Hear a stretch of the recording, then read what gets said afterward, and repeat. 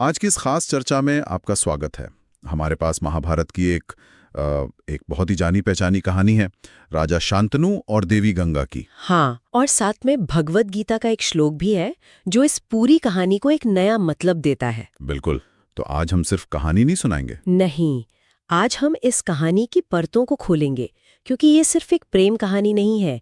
ये मोह, कर्तव्य, वचन और उनके भयानक परिणामों की एक केस स्टडी है। हमारा मिशन यही है कि कैसे एक ही कहानी में दो किरदार हैं, दो अलग अलग तरह के वचन हैं, और कैसे उनके पीछे के इरादे, मतलब मोटिवेशन, पूरी कहानी का रुख ही बदल देते हैं।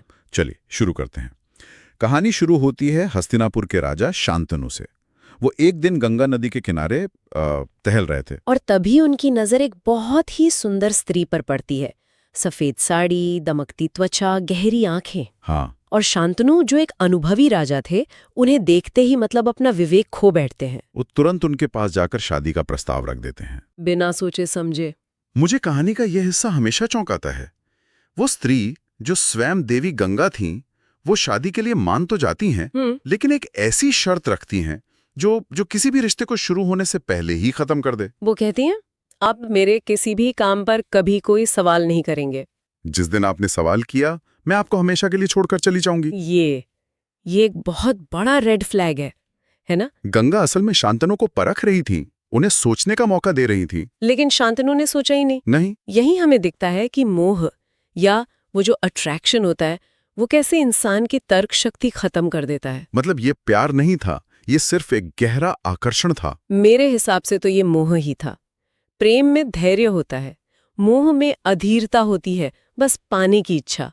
और शांतनु उस सुंदरता को पाने के लिए कुछ भी करने को तैयार थे। और उन्होंने शर्त मान ली, बिना एक पल सोचे। और यहीं से कहानी का वो दुखद मोड़ शुरू होता है। दोनों की शादी हो जाती है। शांतनु अपनी पत्नी के प्रेम में इतने डूब जाते हैं कि जैसा आपने कहा, राजपाठ तक भूल जाते हैं। हाँ, और फिर 1 साल बाद उनके घर एक बेटे का जन्म होता है। पूरे राज्य में जश्न मनाया जाता है। लेकिन ये खुशी बहुत छोटी थी। कुछ ही पलों की। महल की बालकनी से शांतनु देखते हैं कि गंगा उनके नवजात बेटे को लेकर नदी की तरफ जा रही हैं। और वो हैरान होकर चुपचाप उनके पीछे पीछे जाते हैं। और वहां जो वो देखते हैं, वो किसी भी पिता के लिए सबसे भयानक मंजर होगा। गंगा मुस्कुराते हुए अपने बेटे को प्यार करती है और फिर उसे नदी के ठंडे पानी में डुबो देती हैं। और शांतनु चीखना चाहते हैं, उन्हें रोकना चाहते हैं, लेकिन उनके होंठ सिल जाते हैं।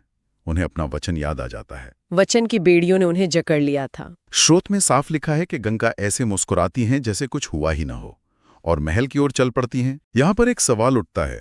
शांतनु के पास 2 रास्ते थे, एक पिता का धर्म निभाना या एक पति का वचन।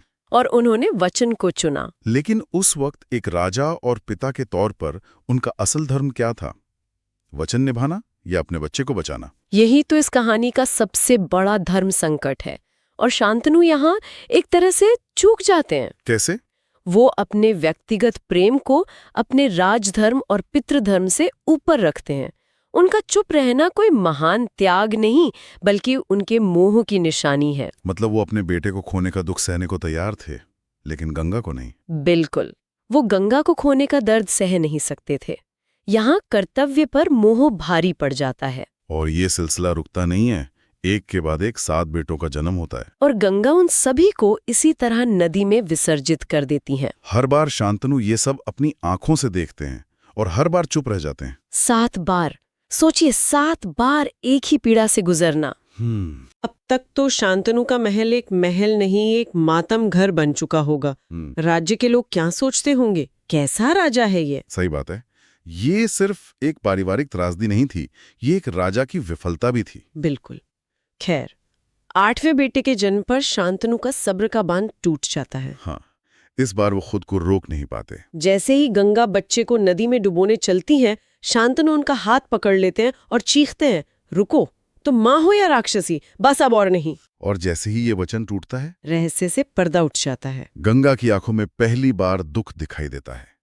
वो बताती हैं कि ये सब एक शराब की वजह से हुआ, कि ये 8 पुत्र असल में दिव्य लोक के प्राणी वसु थे। हाँ, जिन्हें एक ऋषि ने श्राप दिया था कि उन्हें पृथ्वी पर मनुष्य के रूप में जन्म लेना होगा। और उन वसुओं ने गंगा से प्रार्थना की थी कि वो उनकी माँ बने और जन्म देते ही उन्हें इस मनुष्य जीवन से मुक्ति दिला दें, ताकि उन्हें ज्यादा कष्ट न भोगना पड़े। देखिए, मजे की बात यह है कि जैसे ही हमें ये पता चलता है, पूरी पिक्चर ही बदल जाती है। हाँ, जिसे शांतनु और दुनिया एक माँ की क्रूरता समझ रही थी, वो असल में एक देवी का करुणा से भरा कर्तव्य था। गंगा उन आत्माओं को मुक्ति दे रही थी। तो यहाँ दो वचन हैं, एक शांतनु का जो मोह से जन्मा था, और दूसरा गंगा का जो करुणा और कर्तव्य से जन्मा था। क्या कमाल का कॉन्ट्रास्ट है। बिल्कुल सही। गंगा का काम हमें दिखाता है कि कभी-कभी जो सबसे सही रास्ता होता है वो बाहर से सबसे क्रूर दिख सकता है। लेकिन अब क्योंकि शांतनु ने अपना वचन तोड़ दिया, हाँ, अब 8वें पुत्र देवव्रत को पृथ्वी पर ही रहकर अपना श्राप और अपना जीवन भोगना होगा। और वचन टूटने के कारण गंगा शांतनु को छोड़कर जाने लगती हैं। वो अपने 8वें बेटे देवव्रत को अपने साथ ले जाती हैं और वादा करती हैं कि वो उसे एक योग्य राजकुमार बनाकर वापस लौटाएंगी। शांतनु ने जिस चीज को बचाने के लिए अपने 7 बेटे कुर्बान कर दिए, आखिर में उन्होंने उसे भी खो दिया। ये मोह का अंतिम परिणाम है। बिल्कुल। जिस चीज से हम सबसे ज्यादा चिपके रहते हैं, अक्सर उसी को खो देते हैं। अगर शांतनु ने पहले ही बेटे पर अपना पितृधर्म निभाया होता तो शायद वो गंगा को तभी खो देते, लेकिन कम से कम वो एक पिता और राजा के रूप में असफल ना होते। 16 साल बीत जाते हैं। शांतनु अब बूढ़े हो चले हैं, अक्सर नदी किनारे अपनी गलतियों पर पछताते हैं। और एक दिन वो एक तेजस्वी किशोर को देखते हैं जो अपने बाणों से गंगा की धारा को रोके हुए है। वो देवव्रत है और उसके पीछे स्वयं गंगा खड़ी हैं। गंगा बताती हैं कि देवव्रत ने महान ऋषि परशुराम और बृहस्पति से शिक्षा ली है।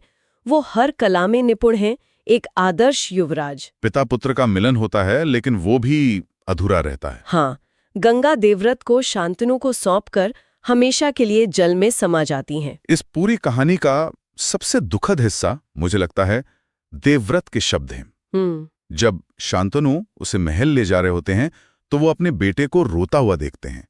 पूछने पर देवव्रत कहता है, मैं कितना अभागा हूँ। जब मेरे पास माँ थी तो पिता नहीं थे, और अब जब मेरे पास पिता हैं तो मैं अपनी माँ के साथ नहीं रह सकता। ये एक बच्चे के नजरिए से माता पिता के फैसलों और उनके वचनों का स्थायी परिणाम है। देवव्रत का पूरा जीवन उनके माता पिता के वादों की छाया में बीतने वाला है। उनके कर्मों का फल अब देवव्रत को भोगना है। तो देवव्रत का ये दुख एक बड़ा सवाल खड़ा करता है, आखिर सही कर्म या धर्म क्या था? और इसी सवाल का जवाब हमें हमारे दूसरे स्रोत में मिलता है, भगवद गीता के एक श्लोक में।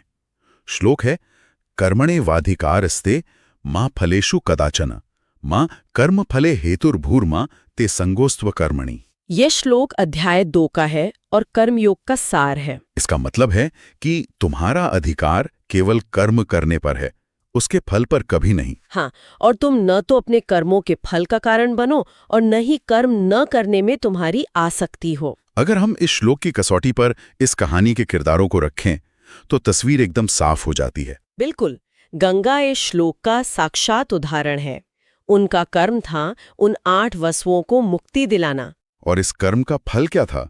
एक माँ के रूप में अपने बच्चों के साथ रहने का सुख। लेकिन गंगा ने फल से कोई मोह नहीं रखा। उन्होंने बस अपना कठिन कर्तव्य निभाया। ये अनासक्त कर्म है। और शांतनु ठीक इसके विपरीत हैं। वो पूरी तरह से फल से जुड़े हुए थे। उनके लिए फल था गंगा का साथ। और इस फल को खोने के डर से वो अपना कर्म यानी अपना पितृधर्म और राजधर्म भूल गए। उनका लगाव इतना ज्यादा था कि वो अकर्मण्य हो गए, यानी निष्क्रिय हो गए। उन्होंने 7 बार कुछ नहीं किया। और अब देवव्रत, गंगा ने उसे जाते जाते उसका धर्म याद दिलाया था, अपने पिता और राज्य की सेवा करना। सही कहा। ये श्लोक देवव्रत के भावी जीवन की पटकथा बन जाता है। हम जानते हैं कि आगे चलकर देवव्रत भीष्म कहलाएंगे। और वो अपने पिता की खुशी के लिए अपने सिंहासन और विवाह करने के अधिकार, मतलब अपने जीवन के हर सुख का त्याग कर देंगे। वो जीवन भर सिर्फ अपना कर्म करेंगे, फल की इच्छा किए बिना। वो इस श्लोक को जी कर दिखाएंगे। बिल्कुल। तो इस सब का आखिर मतलब क्या है? ये कहानी सिर्फ एक पौराणिक कथा नहीं है। नहीं, ये वचन, कर्तव्य और त्याग के जटिल ताने बाने को दिखाती है। और ये हमें सिखाती है कि किसी भी काम के पीछे के कारण को समझे बिना उस पर फैसला देना कितना गलत हो सकता है। हाँ, और ये हमें ये भी दिखाती है कि हमारे निर्णय, खासकर वे जो गहरे लगाव या मोह में लिए जाते हैं, उनकी कीमत सिर्फ हमें नहीं बल्कि आने वाली पीढ़ियों को भी चुकानी पड़ती है, जैसा देवव्रत ने चुकाई। और यहाँ हम आज की चर्चा को एक विचार के साथ समाप्त करना चाहेंगे। जरूर। शांतनु का वचन जुनून और मोह से पैदा हुआ था, जबकि गंगा का वचन करुणा और कर्तव्य से। हम सब अपनी जिंदगी में रोज छोटे बड़े वादे और फैसले करते हैं। सोचने वाली बात यह है, और कितने गंगा की तरह कर्तव्य से। क्या हम अपने कर्मों पर ध्यान केंद्रित कर रहे हैं, या हम भी शांतनु की तरह बस फल से चिपके हुए हैं? इस पर विचार जरूर कीजिएगा।